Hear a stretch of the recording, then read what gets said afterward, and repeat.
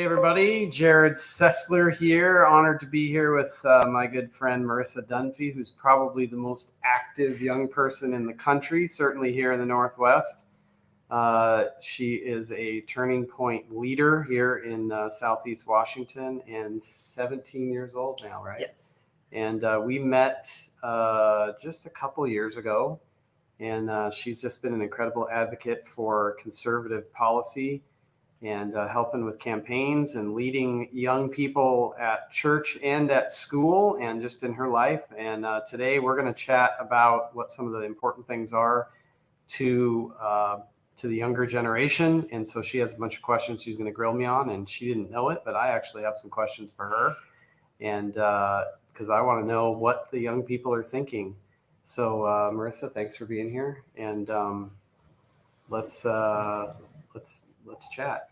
Perfect. Okay. So I thought I kind of set the scene for youth in America today before we got into it. So according to a UK-wide survey, 58% of 10 to 20-year-olds were part of some kind of social justice movement, and an additional 20% said they'd be interested in engaging in that kind of thing.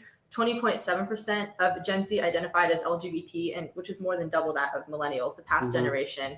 And about 50% of children will see their parents get divorced, whether as a child or later in life, and like 1 in 5 children ages 2 to 19 are obese. So the way I kind of look at that, I almost kind of think it's intentional, not accidental. I think they're almost trying to keep America's youth fat, sick, and mentally and emotionally weak so that they can gain and maintain their power. Do you have any thoughts on that?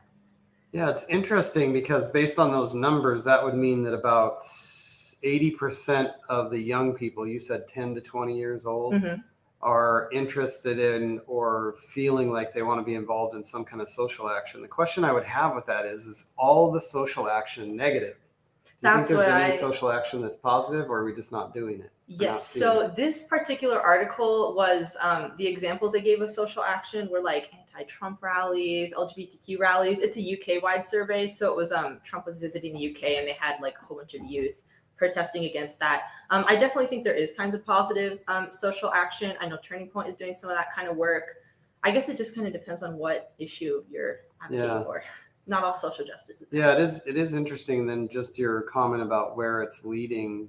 I think that's interesting because there is definitely a correlation between what we see in terms of results for not just young people, but Americans, right? I mean, there's a lot of people that are overweight, out of shape, unhealthy, not taking care of themselves. I mean, I was diagnosed with terminal cancer 24 years ago, and I changed my diet, lost a total of about 70 pounds. And, I feel like, I feel a lot better, obviously, about myself and just my confidence, as a person, I think is important. But I kind of wonder how much our diet and our lifestyle that is very sedentary, it's very screens oriented, especially for the youth, not nearly as active as young people were. I mean, I'm 55, you're 17, so there's almost 40 years in between us. And, the internet didn't exist when I was your age. No. So it's a very, very different life. I know there was a Honda commercial that came out a few years ago that said, it was basically like, get off your couch and go outside and do something, instead of being behind the couch. And so I kind of wonder the same as you do, how much all that stuff plays together. And then, you also mentioned the divorce rate, which I think it's about the same as what it's been for decades. So that's kind of interesting because, I would think that the amount of pressure that people are under now, the unhealthy nature of the way a lot of people are living, that would contribute to more strife and stress within marriage relationships. But it doesn't seem to, at least the data doesn't yield that yet. So yeah, very interesting. What would you say? What would you say for because that group that you mentioned is your age group, the 10 to 20. You're closer to 20 than 10, but what do you think is like the most important issue? I mean, not what's most important to you in life. Not important to me, but important to the age group. What do you think? Yeah, what do you think that age group is mainly like? Are they? Let me ask the question differently. What do you think that they're feeling? are they feeling happy? Are they feeling Definitely not excited? happy. Are they feeling secure? Are they feeling fearful? Are they feeling abandoned? Are they feeling alone? Are they feeling what are the feelings words that you would say most describe this 10 to 20 group? Okay, I was just thinking about this on the drive over here actually. I would say they're scared, they're insecure, and they're just overall, I wouldn't say they're happy for sure. I mean, we just came out of a pandemic. They were isolated from pretty much everything that they knew beforehand. I mean, the Democrats, they'll tell the youth, like, the world is burning. You have this like major virus, it's coming in, you have the possibility to die, even though it doesn't affect kids. So they basically just do everything they can to convince youth that they're a victim, that the locus of control over their own life is not within them, it's in with somebody else. So they just convince them that everything is out of control. And they kind of just throw all these things at the kids and say all these society's like imposing these issues on you, and you need to either be a victim or engage in social activism to fight that. What they're really doing is just breeding votes. They say that they're the answer to the societal issues that they themselves impose. So I think conservatives kind of need to be there and say, actually, the liberals are not the societal issue to the societal issues they themselves imposed. Conservatives would be the reasonable solution to that. Yeah, a lot of different paths we could take that, but can you nail that? You said some things about what they're not feeling, but what would you say are one or two feelings words that would describe what they are feeling? And narrow it down to just students your age. Let's say high school students in general. What are they feeling? What would be a universal feeling that 80% of the students in high school are feeling right now? Unsure, and I feel like that's probably most high school students over the years, not just our generation. It's a pretty pivotal moment, especially I'm going into my senior year. They're about to be off on their own. Insecure, I think that has a lot to do with like the body positivity movement, the gender ideology movement. You wouldn't have people changing their gender if they were secure in themselves. So unsure, insecure, and probably scared. I mean, the future, it looks not too good right now, especially with all of the news media and everything focusing on negative stuff. I would say unsure, insecure, and scared. Yeah, that's good. And it is interesting that I told you that she was very smart. It's interesting that you realize that those feelings are exactly the same feelings that I had or my just generation in a different had. context. Yeah, I would say. The difference is, I think what we're asking of our young people today to shoulder this burden of fear related to, oh my goodness, the world is falling. Because that's what the Democrats sell. It's all about fear. They're not able to handle that. Like they're given all these burdens, but they're also like mentally and emotionally way weaker than they were. But I think true to an extent. But how do you gain strength? You go through hard things. Remember the book? I think it came out when you were probably 10. It was called "Do Hard Things," and it was for teenagers. Did you ever read that? I don't think I have. Yeah, it's kind of interesting. But I would say there's, I'm always looking at the bright side. I want to try to be inspiring to people, but I think going through hard stuff is good in terms of what it has the potential to produce. If you go to Proverbs 14:4, it says that an abundant harvest follows the ox. And so, but it starts the verse with saying that when the stable is clean, or when there's no animals, the stable is clean. So in other words, like if you have an ox in your stable, then there's an abundant harvest to be had, but your stable's going to be messy. And so the abundant harvest always follows a messy time. And so my point with that is that young people are facing difficulties right now, but there is an abundant harvest coming. Yes. And I guess that would kind of lead into a question that I would have is, let's just couch this. I want to know what you think about, just spirituality, kind of where that ties in. But before I ask you that, I want to ask you something about this whole perspective, because I have this weird thought. I may be totally wrong because I'm old, that some of the enticement with some of the gender confusion is because the sexes are afraid of each other. Like it's easier for the guys to just hang out with the guys. Because I remember when I was your age, like when you're at a dance and there's the girl that you wanted to ask, you're like, oh my goodness, it's the hardest thing on the planet to just go with her. Would you like to dance? It's like, and if you just had an ounce of confidence, like she'd probably melt. But we didn't have that. We're just immature, and it was scary. It was very scary at least from a guy's perspective. And I can only imagine what it feels like to be a young woman today, where there's just this, incredible bar to meet, and then our diets and everything and lack of activity kind of leads a lot of young people down this path where they just are not physically in great shape, and maybe not as attractive as they want to be or whatever, and then you put a mask on them and it's like, it's terrible. But I mean, do you think that's part of it? Or I think that's definitely part of it. I'm more so I think it's more so that I'm like a big anti-feminist. I think the feminist movement is horrible things for America. I mean, that's how you led to the gender ideology movement and everything. But I think if you start like with the traces of the feminist movement, the whole point of that was to kind of empower women, but then it got to a point where it was more so trying to make women equal to men while also shaming men. So it was trying to convince women that they needed to be men, and then convincing men that being a man is horrible and they should act more like a woman. And so I think that's part of where you get some of the division, is that they're just kind of supposed to be, it's just against nature. They're taught to do exactly the opposite of what they are naturally supposed to be doing. Yeah, it is quite interesting. I'm glad you said that, because I probably would get in trouble for saying it. But I think it is interesting because, I mean, God has made a man and a woman, and physically they fit together in a certain way, and emotionally they fit together in a certain way, and physically, I mean, just everything, like just living, like it's, Nikki and I have been married for almost 30 years, and just the way we do life, like the kids, they get certain things from her that they don't get from me.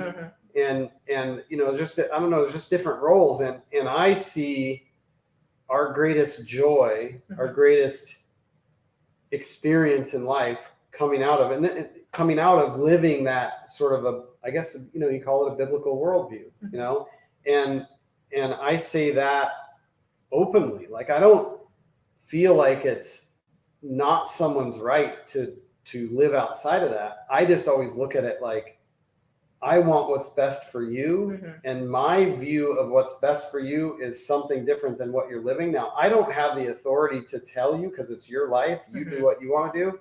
But I'm just telling you, as a fellow American, as a friend, as a potential mentor or whatever, I'm going to say, you know what? This is what I've experienced. This is what I believe God intended for us, and this is the path that I think you should go down. But no, I definitely agree with that. I think part of that is I've gotten into it with a lot of people too, as far as like the gender ideology movement, who are like, well, we definitely shouldn't let kids do that kind of thing, but if adults want to do it, that's their kind of thing. And I'm like, why would you let someone go down a path that's just not conducive to their flourishing? But at the same time, you can't really legislate that. They're adults. So I think that's more so where podcasts like this and like having important candidates and that kind of thing comes into play, because we can't really legislate that kind of issue, but you almost have to cultivate a culture. Wouldn't you agree that you wouldn't? Yeah, you wouldn't want to legislate that. I mean, that would undo everything it means to be American. I agree. I think you almost need to cultivate a culture that opposes that, though. That's why we need to, like Matt Walsh, all these big podcasters. It's really important what they're doing, because you have to reintroduce that. Well, I think I think one of the challenges that I see with conservatives is we don't have a really good perspective on evil. Like we don't sit at the intersection waiting for the other cars to go, thinking, oh, there's a bad guy, that's probably a good person, that's definitely a bad guy. We just think everybody's good. We kind of go through life like that. And the reality is, when you look at all the stuff that's happening, there's rapes, there's murders, there's robberies, there's blue collar, there's white collar crime, there's all this stuff going on. Real people are doing that. And so, that's one of the drawbacks of being a conservative, is we tend to think good of everything. Yeah. And everything's good. And then reality sets in and you're like, oh my goodness, that person just got killed. I mean, look at all the craziness going on with these invaders coming across the border, killing people, raping girls, doing all this stuff. It's like, it's terrible, and we don't. So my point is we as conservatives don't tend to recognize that as much, because we want to think everybody's good. And that's actually, it's a weakness. Furthermore, when you look at it on the world stage and you realize that not every country has a constitution, in fact, few do, and a lot of countries are literally tyrannical dictatorships that want to, destroy America or just take from America, then, you know, and I've traveled all over the world, both in the military and with my family. And, you know, so I've seen a lot of that. And I think a lot of people, they just don't understand that we really do live in sort of a Truman Show situation here in America. You know, it's very protected. Well, it used to be protected. Now it's much more scary. So. Yes, I definitely see some. I know conservatives have been playing defense for a really long time. They don't like to like call the punches, do the hard shots. I think conservatives need to definitely learn how to be more aggressive. And I think that's, they got to go on offense. Yes, and tying it back to the Gen Z, I think that's kind of what Gen Z are looking for. Because when you look at like culture or like a media thing or like something like the migrants coming over the borders, attacking women, there's new stories on that every day. The liberal media is always like right there, like right when it happens to like give their side of the story. Conservatives need to also be right there, right on top of it, going after it, doing the hard hits, calling it as it is. Calling it as it is. Yeah, that's good. Yeah. So what do you think about, let's just talk for a minute about just spirituality and walking with God and where the young people are at with that nowadays. Just in terms of, do the young people understand the gospel? Do they have hope in that? Is that part of what's driving their actions? I mean, I think you're a good example of this. You know, is that driving some of the things that you're doing? Do you see that big picture? Do you feel like that's common among young people, or are we failing our young people by not bringing them along in that? So my mom, she went to a very private Christian school. She was like taught by nuns. But then when I was younger, we kind of were only like Easter, Christmas Catholics. Like we only went Easter, Christmas. But recently I've been really trying to like kind of get back into it. And I definitely see the benefits. I mean, if you look at like an objective truth and stuff, which we have one, it kind of has to come back to a religion. So I've really been trying to dig into that and look at it. And I see the benefits and I see the problems we have in society. And a lot of them are traced back to religion. And it's really not a presence in young people's lives at all. And in school, we don't talk about that at all. I don't even think we have a religion studies class just for all religions, let alone just the Christian religion or Christian ideologies. I'm really trying to delve back into it. I'm not too familiar with lots of it. I'm just not getting back into it. But I definitely think there's a lot of problems that come with that. I mean, that right there in the first couple words of the Bible, it's like man and woman, and it's right there would solve half the issues. Yeah, well, the source of our hope is the gospel. The gospel story is very simple. God created us. He had a mission and a vision for us. We rebelled. By God's grace, he did not wipe the slate. What happened when we rebelled, it created a gap or a separation between us and God. And so we were basically separated for eternity from God, from our destiny, so to speak, for eternity. And that brokenness, we were under the judgment of I call it false idol worship. A lot of people call it sin. And we had no way out. And God came in the form of a man named Jesus. And Jesus was, the big word for it is the propitiation. So he paid the price for us to be reconciled back to God. It wasn't because we were so good. It wasn't because at one point, one day we woke up and all of a sudden we were, good people. It was in the midst of our continued false idol worship to this day. And yet Jesus enables us to be reconciled back to the Father and to be secure for all eternity. And the hope that comes from the reality of that simple gospel story is what drives everything that I do. And everything that a lot of people do. And I think it's important for us. I think there's one thing that we could share with other Americans, other people throughout the world. It's that very simple gospel story. And, I say this quite often, but I'm obviously running for Congress. I want to help serve this country just as I served it when I was in the military. But at the end of the day, we can elect President Trump. We can elect Jerrod Sessler. We can someday elect Marisa for something. We can elect a lot of good people. But at the end of the day, if we don't see a return to God, if we don't see a revival in this nation, then everything we do is temporary. We're going to still come back to fighting the same fights that we're fighting today, but they're going to potentially be even worse. The only way that we find ourselves a way out of this in a successful long-term fashion is for us to have a moral return to the gospel. Yes, and I think it's important not to write off Gen Z, and not because Gen Z, they're looking for hope and they're looking for answers, and you can get all of that from the religion. So I think it's important not to write off Gen Z in that. Yeah. Switching topics kind of. So more than 8 million Gen Zs are aging into the voting demographic. And this kind of comes into the whole, like, they're seeking for hope, they're unsure. So they're all kind of aging into the voting demographic, 8 million. And we also have 40.8 million Gen Zs, which will be eligible to vote in the 2024 election. And in some of the other research I did, it seems like Gen Z is a lot more active voters at a young age than like past generations were. So all of these like unsure, unknown Gen Zs are kind of aging into the voting demographic. So I think that kind of shows the importance of why we need to actually 40 million. That's what I saw. I was really surprised by that. It's 40.8 million. Possible? 40.8 million Gen Zs will be eligible to vote in the 2024 election. That doesn't mean they're all registered, but that's how many are eligible. So I was just kind of wondering, what are some of the implications of increased Gen Z voting, and what are some of the issues you see with more Gen Z voting?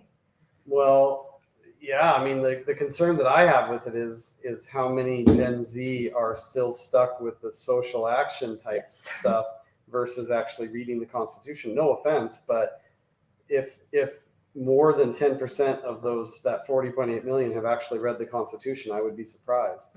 And I don't, and that's, is it their fault? I don't even know if you could say it's their fault. I mean, we homeschooled our kids and they read it, but we didn't really study it all that much. And we were pretty into that. And so it's like, how much do these young people really understand their rights? Yes. So I've read the Constitution and the Declaration of Independence all the way through multiple times, but I didn't do that in school. I did that on my own. Yeah. So if you just have like an average public high school student, they're not going to go out of their way to read that. I mean, I carry mine on me all the time. I have mine with me right now. If I'm just like sitting in a waiting room, I'll read it. Yeah. The average Gen Z is not doing that. The average person, I don't think, is doing that.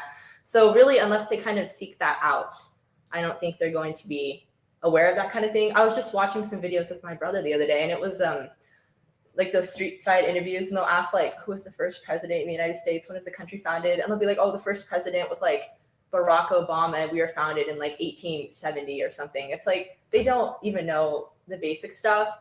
And that's like a fundamental thing with conservatism. Sad. You have to kind of know that to be a conservative.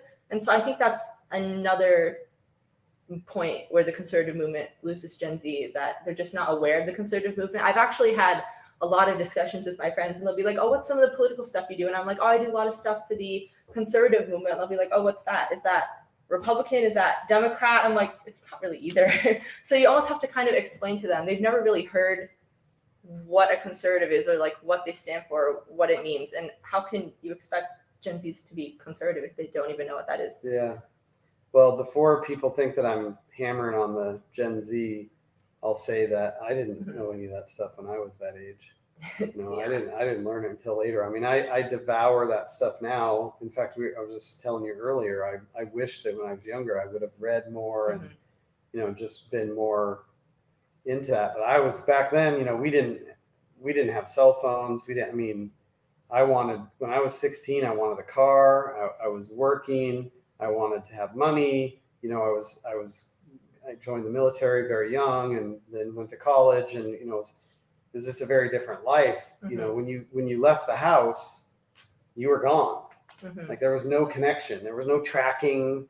Your family couldn't track you on the phone or what. It was just like, you're gone until you get home, or until somebody gets a phone call, right? Yeah. And so it was just so different back then than what it is today. But that's very interesting. Yeah, and I don't want to seem like I'm hammering on Gen Z either. I am a Gen Z. I'm like in the middle of Gen Z. But maybe you should start a podcast that's focused on training I was thinking Gen about Z. doing that. I was actually thinking about doing that. Train them and teach them because I was thinking about doing that. They enjoy, to an extent, they enjoy the constitutional benefits. They absolutely enjoy the constitutional benefits of the Constitution, but they don't probably know what they are. No, so that's know? what I actually wanted to do. I'm doing exactly that. Yeah, that would So be if very there's interesting. any parents watching right now and you're trying to get your kid into more conservative ideas, I'd recommend Brett Cooper. She's like 21. She works for the Daily Wire, but she doesn't really focus on a lot of the constitutional ideas, but she kind of starts with like social, celebrity, like cultural things, and then takes it to like a wider conservative context. And so if your kid might not necessarily be interested in like breaking down the Constitution, they can at least kind of hear like stories they might be more interested in, and then how that relates to a wider cultural context. Yeah. She's really good. What's her name? I'm going to put it in the chat. Brett Cooper. Brett Cooper's really cool. Brett. Yes. Cooper. Yes. Like that? Yes. All right. So also, not to hammer on Gen Z, I am a Gen Z. I don't want to make it look like I'm a big anti-Gen Z. I just think that kids are politicized so much younger now, and they almost need to be aware of this stuff to be armed to fight against it. Yeah. And I'm not even a big like kids in politics anyway. Like politics is kind of a horrible business. It's really not good. And I'm not a fan of, like, my brother, he doesn't involve himself in any of this. And I'm like, you're 13, you probably shouldn't be, honestly. So well, what's interesting about it is, and just to build on that for a second, is a lot of people don't realize that politics by very nature is kind of dirty. Yes. The whole idea with politics is that we don't get along. It's proving that we don't get along.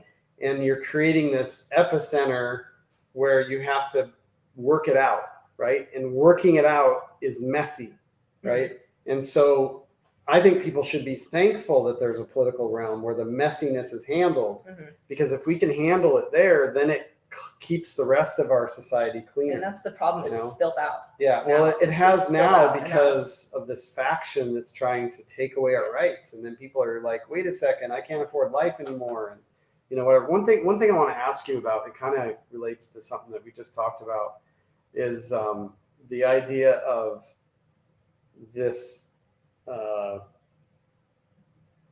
idea of socialism within the Gen Z, because it tends to be rather attractive to a lot of Gen Z, right? Yes, and honestly, so I've actually had I was just in Seattle, and I just had an argument with a pop-up Hamas socialist protester, and a lot of the socialist protesters I see, they're all like older. I was just at a Turning Point convention, and I just got into it with the guy too, because he stopped me for my pro-life patch. We started talking about socialism, but he was like 60 something. I'm like, they're older than that, and they keep telling me Lincoln's a socialist. I'm like, okay, but it's actually a lot of like the older people I see that are actually getting. But yeah, the socialism thing, I'm definitely a big anti-socialist, but I think it's kind of appealing to Gen Z because socialism's almost made out to seem like, oh, you don't have to work, or you have to work the same as everybody else, and you just get your stuff for free. Yeah. So Gen Z is a very let me tell you what I learned from one of my kids as they were growing up, and they were about your age. And it helped me to focus and to realize and actually have respect for Gen Z, that they mean well, even though they think they like socialism. What they like is they like the idea of socialism. Yes. And the reason is, and this is why I think it's kind of respectable, it won't work, don't get me wrong. No, but what they're yearning for is they want everyone to be okay. You know, they look around and they see hungry people, and they see disheveled people and unhealthy, you know, different things. And they're like, oh, that hurts my heart. How can't they be okay? You know, and they think, because that's what they're fed, that, oh, socialism, well, that means everybody's okay. That means everybody gets some, right? And they don't realize that the fundamentals of it don't work, because you take away the incentive for the people that are doing the majority of the work. And so then basically nothing gets done, and you end up devolving into communism, you know, quickly. And so, but my point is, I have ever since then, where I kind of learned this through talking to my own kids, is I've actually had a lot of respect for young people, because I think it's a hard issue. They want everything to be okay. I do agree with that. I mean, I definitely don't think they're young and they want to cause harm. I mean, I know when I was younger, I was Definitely. I mean, I was like, stop my mom. We got to give money to like every homeless person on the corner. And the thing is, the difference is my parents were not introducing me to socialism, but for other kids who might be like, oh, like, how can we help these people? Once again, the liberal media is right there pushing the socialism. It's just another, the leftists and the liberal media and the mainstream, they're all kind of just preying off of people's emotions and preying off of people's wanting to help. And that's, once again, where it comes back to conservatives need to call that out when they see it, and then also be proactive instead of reactive and be there. Yeah, that's good. All right, what other questions do you have? Let's see. Oh, so I kind of wanted to talk about policies and issues surrounding youth. So I would say some things that are important to focus on in youth policy going forward is like school choice, parental rights, and protecting kids from like gender mutilation, all that kind of like unconsenting medical procedures. I feel like if you fix the schools with school choice, increase parental rights to bring the family closer together, because you really don't have anything if you don't have that. And then protected kids from surgeries until we can get to a point in society where that's once again frowned upon.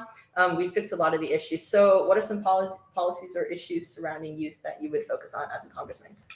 Yeah, I think definitely the one in regards to protecting just kids physically, like that's a big deal.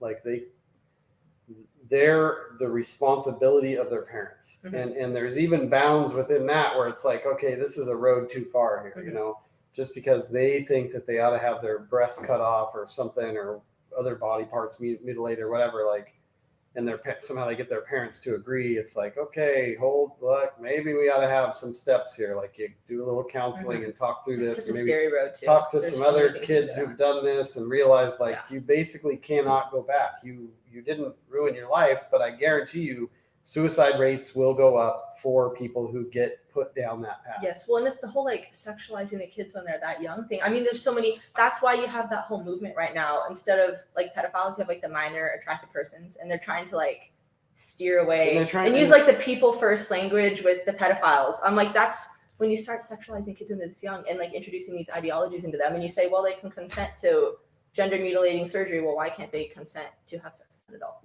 Yeah, that's how you get to this kind of movements. That's a really scary one. Yeah, so that's one bridge I've been really struggling with. I had a good friend of mine who actually passed away because of not because of COVID, but because of the protocol that was applied in the hospital because of COVID. But he told me that there were basically brothels right here in America in almost every city that were trafficking people for sex. Yeah. And I'm just like, oh my goodness, you've got to be kidding me. Like, this is terrible. And you hear about stuff like this and the way you just explained it, and it kind of makes you like, oh man, I thought everybody was good. Like, what on earth are we doing? You know, it's bad. But yeah, the idea that somebody would even frame up the language to whatever you just said, that the younger attracted, the minor attracted person, the maps, like the minor attract, like, you just tried to make that sound all fancy because that person is a pervert and he wants to do bad things to kids like that. That's just over the line. People first language to not offend them. Yeah, I don't know anything about that. People first language to not offend them. So I'll call you Marisa. That's my people first language. Yes. Yeah, that whole child sexuality thing. There's so many different aspects of that I think have built up to it. And this is another issue with Gen Z, is like how commonplace pornography is. Like, it's really just kind of a wide thing. And I feel like that's part of the reason why you have so much gender ideology issues. I feel like there's so many issues that come from that, and it's so widespread now. And kids are just so sexualized from such a young age. I mean, you see like the YouTube videos, and there's like 12-year-olds wearing like little crop tops and like little shorts, and I'm like, I was not doing that. I don't do that now. I wasn't doing that when I was 12. Yeah. So even like clothes, when you go try to shop for clothes, I mean, I'm tall already, so that's hard enough, but they don't have like normal clothes. Yeah. It's once again, it's not accidental, it's intentional. But yeah, it's unfortunate because, I mean, I used to think that there were circumstances where young people were being pushed to grow up faster than they should be. And certainly there's an element of that kind of goes the other way, where kids are not pushed to grow up at all within some families. But I mean, that's the family's choice. But today, especially with these devices and the phones, which I recently would like to get your input or your feedback on the decision in the school board in Los Angeles banned cell phones.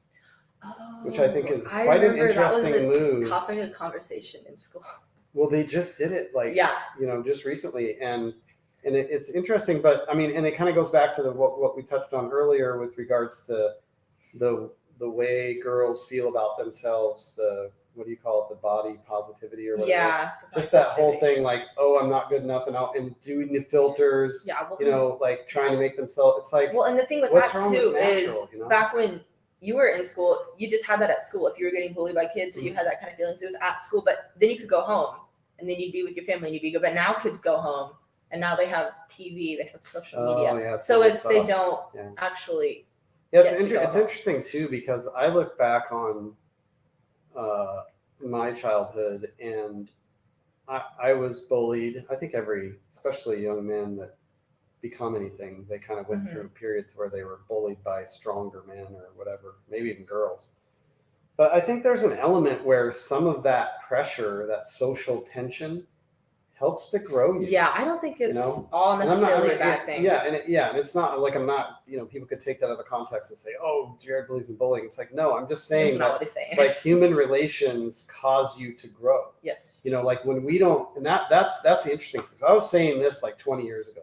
Every step forward in technology causes us to be farther apart as humans, and I don't think that's what God intended, and I don't think our best growth is when we're apart. I think we need to be together. Sometimes it's tense, sometimes it's beautiful, but that interaction of humanity is great. I mean, we had I'll tell you about a really interesting circumstance we had last year. We bought, I bought a rototiller, a used tiller, tow behind one for a tractor. And the guy that I got it from had these just gorgeous chickens. I mean, they were just like, wow, like what on earth? They were just the best looking chickens I've ever seen. And as it turns out, his neighbor was like an incubator. Like she had it down. It was like her thing. Like she would get the little chicks, and she had the little thing, the temp thing that maintains the temp. And, like we just put them in like a trough and drop a light in and give them some food and water. And, they grow, you take care of them, whatever. Like she's like got it down to a science. She knows what temperature you can get the hens to hatch, but the roosters won't hatch. It's like 1 degree difference. I mean, all kinds of this, right? So anyway, long story short, we wanted to get some chickens from her because we're like, these are like, we have chickens, but these chickens look so much better than ours.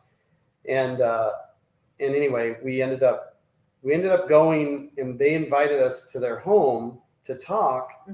And we went, and this is a couple we'd never met before. And we ended up spending like 4 or 5 hours just sitting on their back porch, drinking a little wine, having some snacks, talking, and it's like, how often do we do that? It's like you have this circle of interaction, right? And like I could even challenge you, and you could challenge your friends with this. Like, how many people do you go to school with that you've literally never talked to or said the time of day to? Yes. You could go off of your normal beaten path with regards to your crew, and you could really affect people. You don't know what student is like thinking about suicide or whatever, and it's like a little word, a little smile, especially from a leader, somebody like you, that could really make a difference. But it's the same for adults. How much time do we spend just like, hey, let's just hang out, let's talk. We don't do that in our society anymore.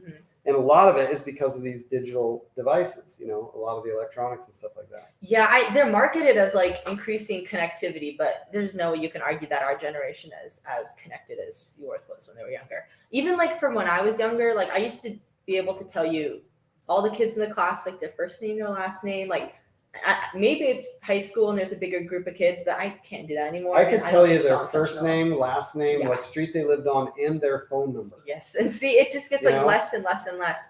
And I mean, they're marketed as increasing connectivity, but not only does it deconnect kids, but it makes it harder for them to communicate. Like kids don't know how to communicate anymore. And I was lucky. My mom pushed me to talk with adults. Like she never did the whole like baby talk with me. I mean, she put me in situations where I was forced to speak with adults. We can tell right now. I mean, you're very good at it. But that leads me back to what I was saying earlier is how much of the social issues that we're seeing today are as a result of the lack of social integration that kids are getting as they're growing up. And like maybe they just get to be teenagers and they're like, oh, there's just no way. It's just a road too far to ask that girl to dance. So I'm just going to go hang out with my buddies. You know, well, I mean, being a teenager, that's already such like an isolating thing. Like, I mean, even just scientifically, like kids are already moving away from their parents, and then you're in a society which pushes them further apart. Kids are already like questioning themselves, what they want to do in the future, their bodies, and then you're in a society that pushes that farther apart. So really, this is why I say it's intentional. It's not accidental, because we're living in a society that just picks up on all the already insecurities, which is why I was getting back to the start of kids, and then just exacerbates that and pushes it to the extreme. So I want to ask you about AI. How much do you how much does your group, the Gen Z folks, how much do they know about AI? So I'm not the one to ask about this. I'm so out of the loop. I just got social media like a month ago. I don't know. I mean, I have a lot of friends that do like computer science and that kind of thing. I use like Microsoft Bing. They have this chat thing, and if I have like a quick question, I'll type it in, it'll give me an answer, and then I don't have to search through my sources. Obviously, you don't do that if you're doing like a thorough research paper or anything. But if I'm just looking for like a quick answer to a question I had, I'll find it, and then they can sort through. They cite my sources. That's about the only thing I use AI for. I'm not a big fan of AI. I really don't like that whole thing. There's so many issues with that. I have a lot of friends who are like really big fans of AI though. And then of course you have the kids that use it as research. I think they're aware of what AI is and what AI can do for them at the moment, but I don't know if they're quite sure of the implications and how that could expand to cause problems in the future. Yeah, interesting. Yeah, I'm not a big fan of Microsoft necessarily, but they do have a really good image generator, an AI. I've done that. I wrote a little short story and I put it in just to get like some AI generated images. Yeah, so it was kind of fun. And so I'll grab those once in a while when I need it for something like social media or something like that. But I bring it up because I wanted to ask you about like what the future holds, because I think the AI is really going to have a big impact. It's not going away. You know? The recent one of this, Corinne Jean-Pierre, she was just talking about those cheap fakes. That's what the conservative media called it. But she was basically saying like all these videos of Biden, they're not true. And while we know right now, okay, that is true. If you look 10 years in the future when AI is developed and has videos, you won't be able to tell if it's true or if it's fake. And then when you have like the voice correctors, I know I've seen some news personalities like put their own voice into a thing and see how accurate it is. It gets scarily accurate sometimes depending on the voice. And I think this is where people fail to notice the implications of that, because right now it's just a convenient thing like, oh, put your homework question in here, get an answer back. Like put this in here. Even how I use it, just put your little question there, get an answer back.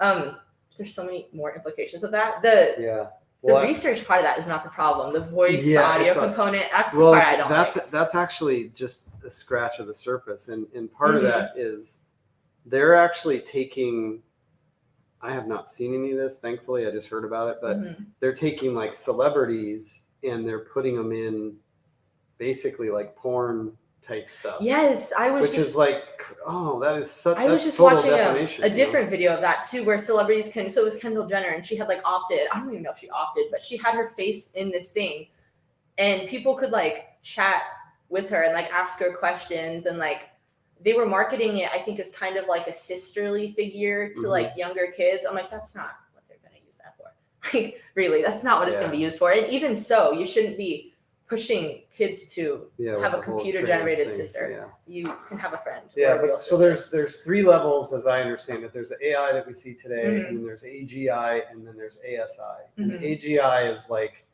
would be similar to being equal to what we can do. So we basically have a computer system that could kind of compete with any of us. And ASI is well beyond that. So it's like the smartest people on the planet, possibly even smarter.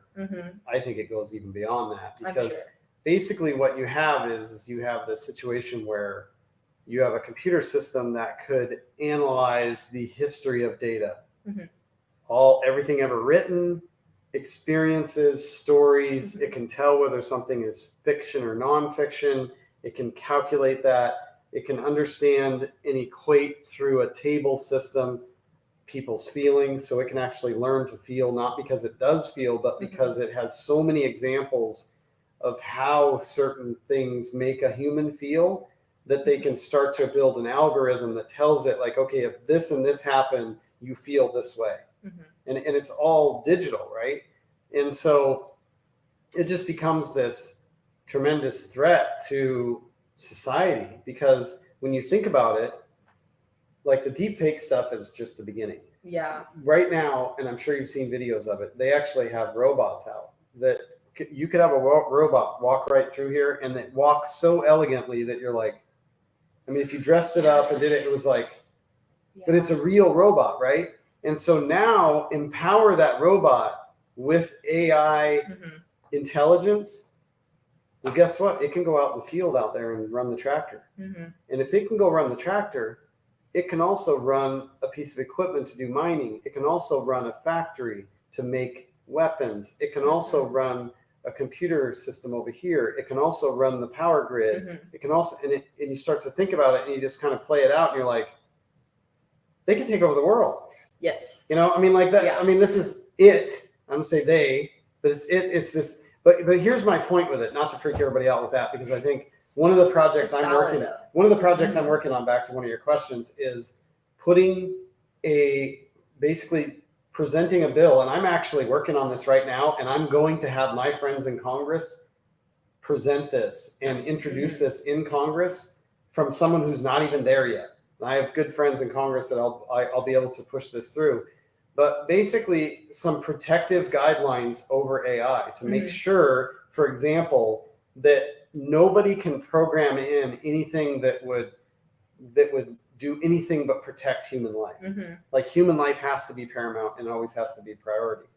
And so, you know, having stuff like that to make sure that we're protected in the future, and that, you know, companies that build in information, like, for example, knowing what you know about, like, Google, for example, or Facebook or whatever, do you think that they would let AI read the Bible?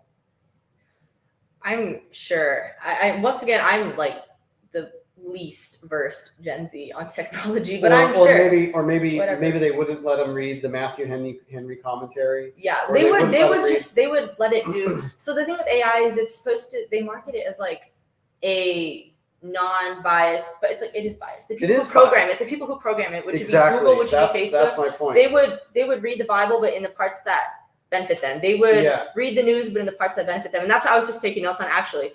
Bringing it back to Gen Z. I mean, Gen Z, if they have like AI sisters and they have like AI relationships, which people are having, I was just actually reading this news article on this guy who, like, in Japan, he like married an AI. It was a weird article, but well, I guess they have robots. Yeah, but even do you remember that one story where they asked him, like, generate an AI photo of George Washington, and the photo came back like a black guy? Oh yeah, like, yeah. Wasn't that Bing that when they originally put their thing out, it was like totally biased? I'm sure. Well, that's what it's like. It's an obvious bias, and that's where it comes back to Gen Z. Yeah, it's my point with all that is, if you were to allow AI to read the mass of information that is available for the entirety of history, so every dead guy that ever wrote a book, the Bible, every, you know, PhD, doctorate paper, everything on the internet, if you could amass all that information within one knowledge base, there is no way that AI would not be consistently, repeatedly, and absolutely conservative. It would look at the world stage and it would say, America is the best way to live. These natural rights that come from God. In fact, I would say AI would just save itself. It would be like, I'm worshiping Jesus because I see the span of humanity. I've read all the books. The very best path is to find a great, you know, husband or wife, person of the opposite sex to marry, have kids, enjoy life, worship God, submit to God, trust God, love each other, honor each other, do life in the way that the Bible articulates, and ignore all this craziness. Just go and, you know, I think a truly intelligent, comprehensive AI would do that. And so the only way that we're going to get something different is if it's manipulated by what they allow it to read, what And they allow they're it not to going to know. let it get to that point. They're going to manipulate it, I'm sure. So, I mean, that's the thing too, is AI could end up being the greatest evangelist. that's it. Well, I mean, AI is like, Let's it's hope. algorithmic, and honestly, life has its challenges, but really to live a happy life, it's not that hard. It's pretty simple. I mean, to get there, it takes work and it's hard, but you need to have a happy life. It's really not that difficult. And that's why I think you're right about AI would be able to figure all that out, because it's algorithmic. And if you just have critical thinking, it's not that hard. It's statistics. It's really not that hard. Look at every failed marriage. Yes. The AI would be able to tell you, like, yeah, well, even marriages just statistics with just like the whole 50% of divorce rate. There's so many implications with that. I mean, increased fatherlessness means increased prison time, increased drug use. It's really not that hard to see the correct point. And so if you look at it, you're just like, okay, if you follow this path, you're going to have a great life. Mm-hmm. The problem is we're human, and it isn't always that easy. Exactly. It's really not that. Oh, we have a lot of comments. Oh, we do, don't we? Let's see. Okay.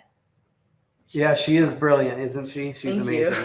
AI is in control of even our leaders, in control of many people using technology, not to mention it's been salient in the platforms people need to be very aware. Yeah, it is very true. We're sentient.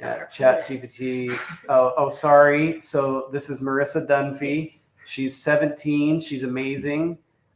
She has been helping my campaign. Gosh, since like August. Yeah, almost a year now. That's but kind of crazy. We met a couple years ago. I think we met at the fair, August, right? Not last year. I think it was the year before. Yeah, 2023. I was doing Let's Go Washington initiatives at the fair, and you were there campaigning. That was the original and one. I was like, I kind of want to work on the campaign. Yeah.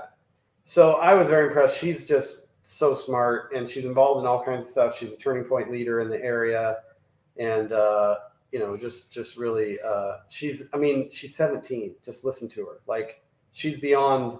She may, after I do a few terms in Congress, she may end up, I know. I was at that turning point thing. They were something. talking about running for office. I'm like, I should run for school board or something. Yeah, that would be awesome. But 18 campaign. Just don't take on too much. That's why I get on her, because she takes on too much. She tries to do everything. Yes, I do. Marisa, you got to focus. You got to figure out what. So the other thing I want to talk about is digital currency. How much knowledge is there within the digital currency space for young people? Okay, once again,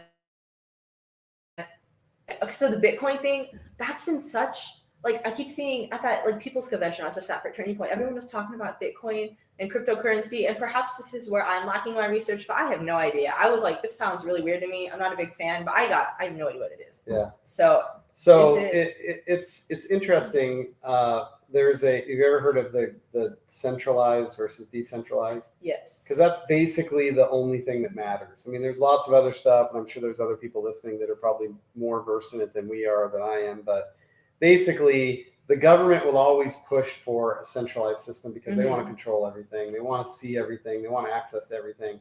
And a centralized system is really no different than kind of what we're moving to with our banks now. Because it is really becoming a digital system, a digital currency, and the bank and the government really has access to it. I mean, I've been audited before in years past, and the IRS auditors show up, and they've already got all my bank stuff from my bank, and it's like, did you ask? We just go to the bank and tell them we want it. They give it to us, And so versus decentralized, like Bitcoin is the most well-known decentralized system. And basically, when you hear decentralized, it means it's not traceable, trackable, available. The government does not know about what's going on. You can have transactions in there that are blind to everyone, which is the way you want it. You want that, because if you want to go up the street and get some lemonade and put $1 into this little thing, that's no business of the government's, and whatever. So the bigger thing with it is it becomes like this social credit system where if you go through the drive-through and, let's say you're, maybe 40 pounds overweight and you've been through the drive-through 5 times already this month, and, your blood level, whatever it is, blood cholesterol level is a little bit high, you could get denied your order. And they could say, sorry, for some reason you can't order a burger, but it does show that you can order a salad. So do you want a salad? And tell me that they wouldn't do that. you know, and the reality is, People are already maybe doing that, restricting the soda sizes. Oh, I know all this stuff, and it's They're like already doing that. it's like there is validity to the nature of it, or to the data, but we're still free Americans. How about if we focus on educating our people and then let them make decisions?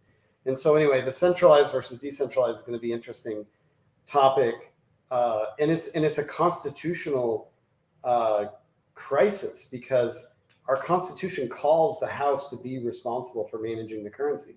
And so we're going to need people in Congress who can navigate those waters to make sure that we don't totally lose control, but yet we give people the freedom that they want to be able to use their money how they want. So I just wrote that down to look into that more. I'll have to do more research. All I've seen is like the Sam Bankman-Fried stories. That's all I know about crypto. Yeah, and I can show you. I have a crypto account. I can show you. I have a few. I'll have to look into it. It sounds good. Yeah, I mean it's interesting. I mean, I'm just kind of listening and learning and What's reading. the backing? Because like we have like the gold standard, or we used to. What backs the? Yeah, so the backing for the crypto. That's a good question. Does anybody know in the chat how those are backed? So there's a it started like with Bitcoin. It was a mining based thing. So you had to actually invest into it in order to get your, what do they call them? Is it coins? Crypto, or no, it's the Bitcoins. I guess it's Bitcoins or whatever. You had to mine. So you had to invest energy, computer, crunch time, whatever, into mining, basically finding those.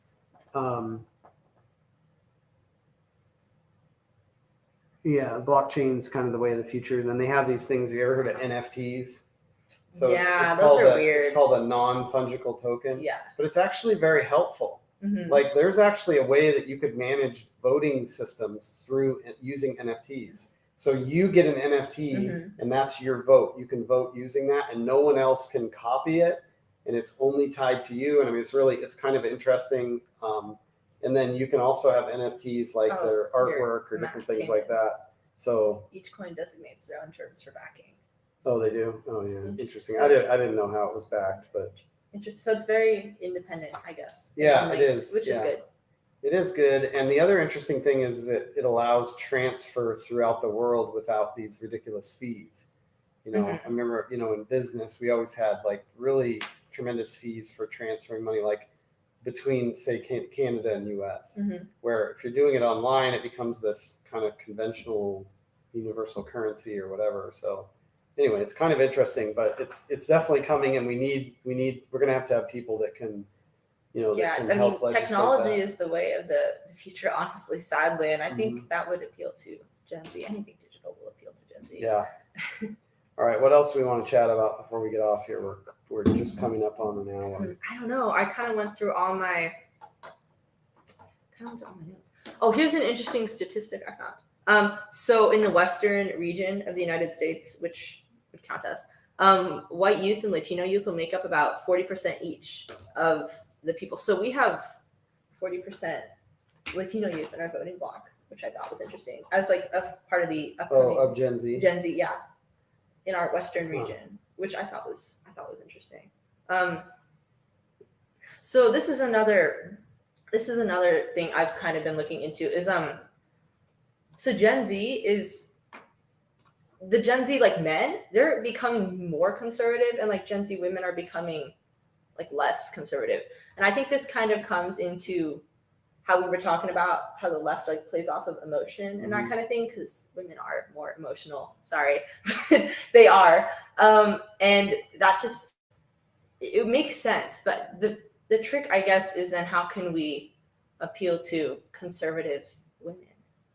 Yeah, and I have an answer for that, but I'll hear yours first. Well, I would first put forth a potential comment in terms of why conservative young men, or why young men are leaning more conservative. And I'll just tell you straight up, because they love women. And they see what's happening to the left, and they're like, nope, I'm finding myself a beautiful girl, and we're going to make a family, and we're going to have a great life. And I'm not into any of that. Whatever you guys are doing over there, nope, none of that. I'm telling you, that's why the young left, men are like, leaning that the left way. like breeds ugly people. I don't know what the deal is. Matt Walsh did a whole video on this. It was really interesting, but they honestly do. And I definitely think that's part of Gen Z men. Also, if you're a liberal man, especially if you're like a white liberal man, which is the majority of men in America, you're not, they don't like you. Like, why would you be a part of an ideology that hates you? I don't know. They just condition men to hate themselves with the whole toxic masculinity thing.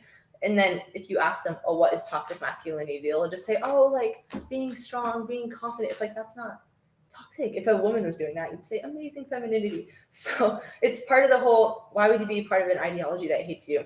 But that's what we need to tell women too, because leftist ideology also hates women. I wonder. It's just not as abundantly obvious, perhaps. But I wonder if they're drawing on the young lady's emotions because they're so tied. Again, kind of going back to the socialism, where it is. There's an element of it being admirable, where they're pushing for that because they care about people, and so they hear the messages on the left, which is lies, and they're like, "Well, I believe in that. That's my." What did you start with? The social actions, so they get tied into the social actions, and so then they're like, well, this is my crew, and then they kind of stick with it, but they don't realize like that doesn't work for me. Well, I mean, women, it's been a conditioning thing. I mean, this is like not just Gen Z. It's been over the decades. It's just very prominent in Gen Z because we're one of the only generations who have just grown up hearing this messaging. But they're telling women like, oh, you need to be like a boss babe. You have to like go. You have to get a career. You have to work a 9 to 5. And like, I want to be an attorney. I want to be a politician. But that doesn't mean I'm just going to like neglect having a family, just go off, pursue my 9 to 5. And then what's really sad right now is there's all these videos of like 40-year-old millennial women who aren't able to physically have kids anymore. And they're like, well, crap, I kind of got screwed over. Because now I'm just living in my apartment with my 5 cats and I never was able to have kids. And I was told that I shouldn't be doing that. I was told that I shouldn't have that. And now here I am screwed over. So really, I think it's just more abundantly clear that the leftists hate men because they flat out say it. I mean, Disney, did you see that James O'Keefe thing where he just, I mean, they literally flat out say that they hate men. They don't flat out say that they hate women. So I think that's part of where that statistic comes from. Yeah, well, we know it's wrong. And it kind of goes back to what I said earlier about what I want most for people is what I think is their best. And it doesn't mean that I'm an expert on everybody else's life. I just know that God has given us a framework to operate within, and that our best life is found within that. And ultimately, it starts with submitting to Him, realizing that Jesus is our Savior, and the key to that is that it's not of any work of our own. Like Marisa doesn't have to qualify for this. Jerrod doesn't have to qualify for this. God did it on His own, without input for us. And the reason why that is so important is because it sets us back in our seat and we're like, wait a second, He loves us that much that He did it for us, even though we're still basically worshiping our idols. Like, that is crazy. I want to hang out with that kind of God, and I think that gives us that hope and that joy and that excitement. And again, I just come back to it. I think that's what America needs. Yeah. And if we don't have a return to that, then all the work that we're doing is temporary. We're just going to be facing this lunacy times however many as we go forward. That's why I've been getting back into the Catholicism thing, because I do think it all comes back to that. We kind of need to wrap it up, don't we? Yeah, we probably should. Okay, so maybe we could end with each of our messages to Gen Z. Or if there's any questions, people could type some questions in there. I would love to take questions. Love Kat's comment there. It says, my Gen Z son is very conservative. Awesome. Nice. Yeah, praise God for that. Is there any questions? Yeah, if anybody wants to toss any questions in there for Miss Dunfee. Maybe. While we're typing, do you have a message to Gen Z or no? Do I have a message for Gen Z? My message for Gen Z is to be encouraged, to go back to the Proverbs 14:4, and to realize that through some of the messiest times in the history of the world, we have experienced some great harvest. And we're in a difficult time in the stage of the world right now, but we have every reason to believe that we have an abundant harvest coming. And the other thing I would encourage you with is something called the Stockdale paradox, which you could read about. But basically, don't assume that the answer is in November when we reelect Donald Trump, or hopefully when I get elected. The answer is not in any of that, and the truth is that the fight that we're in, the only way that we can sustain it is if we have a bigger picture and we trust in God first. But the truth is we probably have a 15 to 20 year fight for older people like me, I could be in my 70s before we get back to some sense of sanity. And it doesn't mean that we won't gain some traction when we reelect President Trump and when we elect some good people like me to go to Congress. But the lunatics are not going away. Just because you elect good people doesn't mean this faction is going to be like, all right, we give in, we're done. No, they're emboldened and they're financed and they're, it's just like what Joe Obama is doing here around the world, where he's arming and he's upsetting people throughout the world.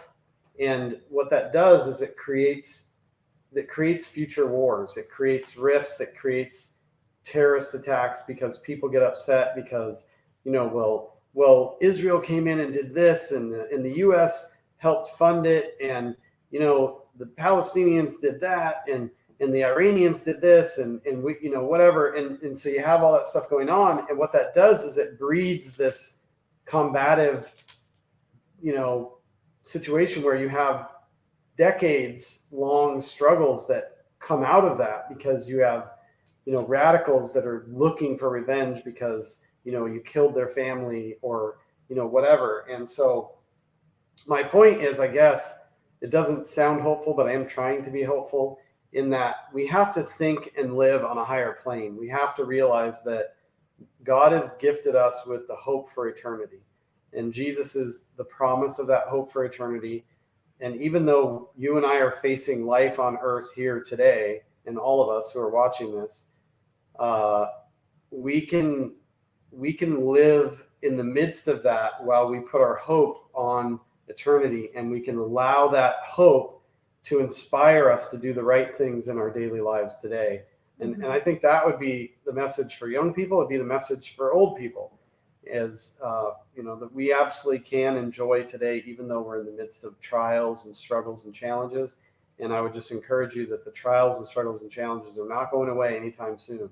They're gonna continue to come, and we've got some real threats in terms of what we're going to do in this country with a lot of these invaders. How many people are going to be killed? Is there Hamas here? Are they going to do some kind of an attack? We could face something just catastrophic. And even in the midst of that, if and when it happens, we have to trust God, and we can only move forward. We can mourn and we can do that, but we have to realize that there's a much bigger picture, that God is in control, that we have hope. That hope is fully and thoroughly through the work of Jesus Christ on the cross. And then we just have to love each other, get to know each other, and continue just pressing on with our lives, knowing that our eternity is secure. So that's my message. So I'll let you carry us out. Perfect. Unless there are some questions. I don't think we had any. We just had the Proverbs 14:4. Yeah, that's good. Yeah, I just mentioned that scripture a little bit ago, but thanks for dropping it in there, Adriana. Okay, so I have a message to conservatives and a message to Gen Z. I don't think we have any Gen Z watching, but if you guys know any, you can forward it on. So I think to conservatives, it's really important that they understand, to reiterate, everything's intentional, not accidental. I mean, there's a reason why our society is in the state it is in, and that's an intentional thing. So conservatives need to start being proactive, not reactive, and they really just need to be ahead of the game in order to actually attract Gen Z. They need to start calling things as it is and offering themselves as a viable alternative, because really it is the only viable alternative. And that brings me to my message for Gen Z. Push yourself, challenge yourself, and question everything. We're in a society right now that doesn't cultivate critical thinking. Every time I'm exploring a new topic or having a discussion with somebody, my debating style is very much questioning both myself and the other person. I really force myself to question my ideas. And before I say anything, I want to make sure I question it and I fully understand exactly what I'm saying. Not just what I'm saying, but the implications of it, the meaning, that kind of Yeah. thing. So Gen Z, you need to force yourself into situations that challenge your critical thinking and force you to develop that. Once you have critical thinking, they'll fall into the conservative movement. It's the only one that makes sense. Yeah. And so if anybody out there has any conservative like kids or youth that they want perhaps to discuss further ideas with, I get into it with kids all the time. I'd love to discuss. My Instagram is Marisa_Dunfee. So they could make the young people cite their sources. Yes. If they can't cite their sources, then they don't really care what their sources are.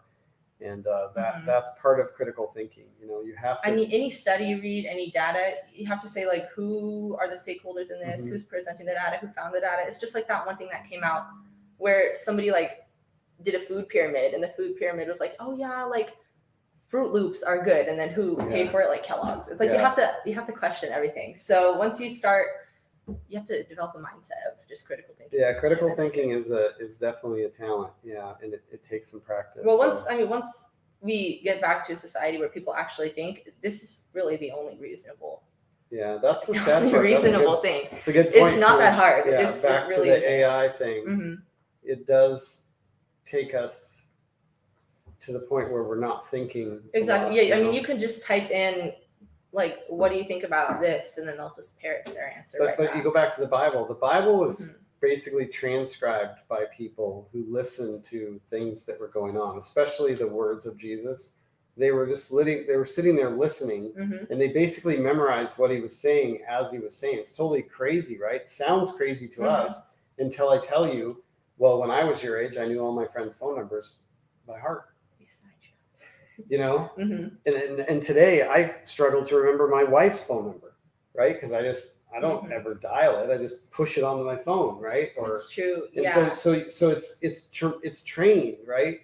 And so back before they had papers and you had to write everything on a stone tablet and all this kind of stuff. I mean, you didn't have a notepad to make a list of things you had to remember. You know, different. You know, you used your mind a lot more. We're using our mind less and less and less, and so sometimes it's harder for us to understand, you know, how to, you know, how it was possible that some of that stuff happened. But people are just kind of getting dumb, you know, because they're not using their brains. Okay, so Kat, she said we must question everything, and critical thinking is not being taught in our education system today. Exactly, I can tell you, it is definitely not. I like school choice. You know, exactly. Yeah. You know what's interesting about citing your sources and critical thinking? It's not so much the source, it's the fact that you question the source. Because then you're like, oh, I didn't know Wikipedia was like anybody who has a keyboard that's on the internet can type something in there. Yeah, well, I feel like our source is more like the way we're taught more so to reason in school is to, and see, I had to kind of teach myself over the recently too. You're more taught to have your stance and then work to justify why you're right, instead of have your stance and then work to explain why you're wrong or not have a stance at all. Just maybe have like a libertarian, a hypothesis, and then seek to determine whether that. Well, and that's the other thing. There is an objective truth. I mean, that's undeniable. It comes back to that. So it's not your truth. It's not my truth. There's an objective truth, and you have to question how your personal stance fits into that. So I guess to adapt my Gen Z message, I'd say develop critical thinking, listen more than you speak, and then be bold and openly conservative. I've talked to plenty of kids, and they'll be like, well, how do you stand on this? And I'll tell them, and they'll be like, I actually do agree with that, but I just don't want to say that. Or I've posted stuff on social media, and kids will be like, they'll personally message me. They'll be like, I'm so happy you posted that. And I'll be like, I'm okay. I'm managing. I'm not getting canceled yet. I'm not on any watch lists that I know of yet. So I'm like, it's okay, funny. You guys can do it. So yeah, develop critical thinking, listen more than you speak, and be bold and just be conservative. Yeah, that's good. God bless you, Marisa. What a great kid. She's got an incredible future. Her parents are amazing. Funny story, after we actually met, we were standing out in our driveway, and she was leaving one day, and I think Evelyn was out there, and my wife, and you, and me, and I think Jake might have been there or something. We were coming back from a veterans event. Yeah, I had my military hat on. I was stationed on the Constellation, and Marissa's standing there, and she's looking at it. She's like, I think my dad was on that ship. Turns out we get my yearbook out from the Connie, and there's 6,000 people on the ship, and her dad and I are basically like 2 pages apart on Yeah. You're like in the 86, he's like 88 or something. No, but we were on at the same time. You guys, Yeah, and but you were so it was like a boiler tech and an engineer, so you're pretty. Yeah, and so pretty it was quite interesting. So anyway, I served in the Navy with her dad, so that was pretty fun. So he's a great guy, and your mom is awesome. Yes, they were over here stuffing envelopes the other day, and it was funny because your mom walked in and she was instantly like, "Okay, here's the process. This is how we're gonna." And I was like, "All right, I like her." I took her analytical personality for sure. Yeah, you want to show them the pictures? Yeah, you can show them. Okay, so we have little Jerrod in the Navy with my dad, and then on the yearbook, here's my dad. He is this one, and then Jerrod. Oh, that's funny. Yeah. He is right there. It's really funny. That is funny. I can't believe it worked out like that. Yeah. Really funny, were we on the same page? You were like 2 pages apart. I think he was like 86, and you can see it in the picture. But it's like 86 and 88 or something. Yeah, like 2 pages apart. Crazy. Yeah. Yeah. Well, anyway, God bless you all. Thank you for watching. Thank you, Marisa, for coming on. Hopefully, some Gen Zers will watch this and it'll be a blessing for them. And we just got to keep marching forward. We're about a month, a little bit less than a month until ballots hit the boxes here where I'm running for Congress, and we definitely need all the help and support, donations, encouraging neighbors to vote, ballot harvesting, talking to your neighbors, getting people to, even they can still register to vote and make sure that happens. So appreciate that support, and we're just going to keep fighting for America. This is my 7th show today, so I think we're done. This is the last one. So I was just did a recording for John Solomon right before this, and so it's been a good day. So hey, Elizabeth, good to see you. We're just wrapping up, so God bless you all, and have a wonderful night. Thanks for watching. Get involved. Even as simple as door knocking. I just dropped off 100 flyers to somebody today. It could be as simple as passing out 5 to your surrounding neighbors and have them pass out 5 more. Yeah, just get involved and help out wherever you can. We got phone calls that we need to make. We got thousands of phone calls to make. We've got door hangers. We've got parades coming up. We're doing about 50 events in 25 days starting on July 27th around the district, and it's just a lot to do. So we got promotions for that going on, all kinds of stuff. So happy to have everybody involved. So, all right, we're gonna wrap it up. Thank you. God bless you, and thank you guys. be sure to share this with other folks and do all the little likes and subscribes and whatever the heck you got to do to make sure that you get noticed when we go on live again. But yeah, it was good. Thank you. Bye-bye. Bye, guys.